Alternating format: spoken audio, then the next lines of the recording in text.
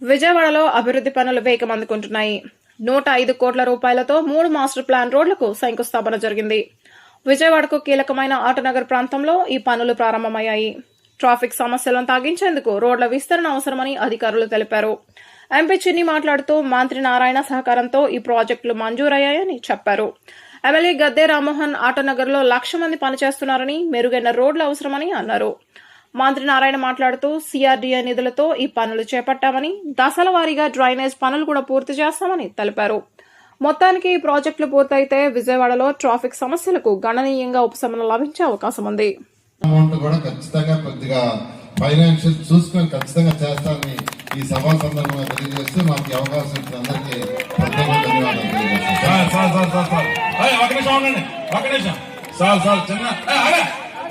చిన్న request sir, నేను అడగను 7 కోట్లు శాంక్షన్ చేయండి సార్, నేను ఏదో టెంపుల్ 2 రోడ్లు పూర్తి చేసుకుంటాను ప్లీజ్ సార్.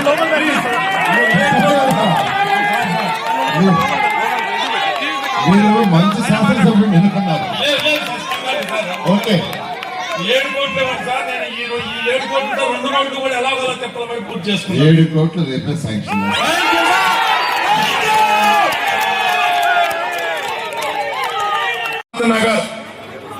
సనత్ నగర్ అంటే హిందూ ముస్లిం బాయ్ బాయ్.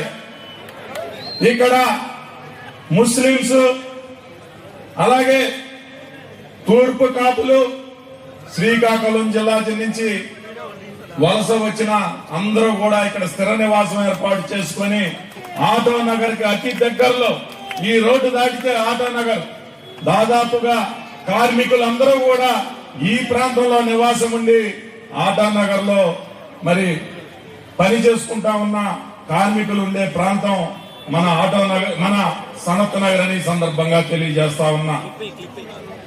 అలాగే గతంలో ఈ రోడ్లో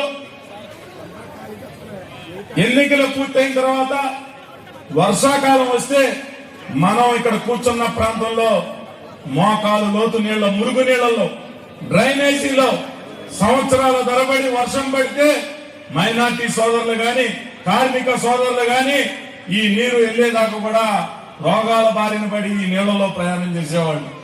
అలాంటి రోడ్డుని అతి సుందర వదనంగా మరి ఈ రోజు మీ అందరికీ కూడా అంకితం చేశామని ఈ సందర్భంగా తెలియజేస్తా ఉన్నా. నేను చెప్పా, గతంలో 2014-19లో మున్సిపల్ శాఖ మంత్రిగా నారాయణ గారు ఉన్నారు, నేను శాసనసభ్యుడిగా ఉన్నా. ఇదే సనత్ నగర్ లో నుంచి పంటకాలవ రోడ్డు సోదరులారా, మైనార్టీ సోదరులారా, ఒక్కసారి గతం గుర్తు తెచ్చుకోండి.